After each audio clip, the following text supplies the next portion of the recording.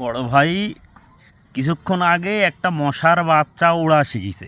হ্যাঁ, তো উড়ি টুড়ি একেবারে ঘুরি চলে এসে আসার পর ওর মায়ের সাথে দেখা, তো ওর মা বলছে যে বেটা কিরম উড়লে, তখন বলছে যে মা কি যে মজা উড়া, এদিক গেছি ওই দিক গেছি, কিন্তু সবচেয়ে মজার এবং আনন্দের বিষয় হচ্ছে আমাকে যেই দেখিছে সেই হাততালি দিছে, এটিতে আমি আরও বেশি আনন্দিত হয়েছি।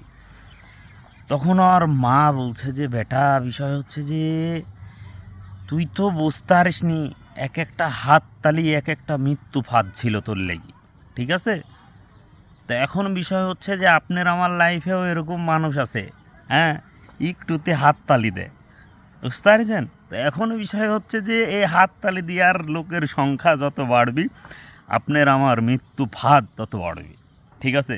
তো এখন বুঝতে হবে যে কোন হাততালি কীরকম, ঠিক আছে? মশার বাচ্চার মতন তিড়িক তিড়িক করে একটু উড়া শিখি, এত বেশি ইয়া করা ভালো না, ঠিক আছে?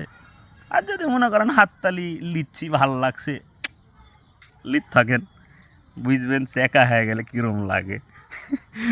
এমন চেকা হবেন ভাইয়া,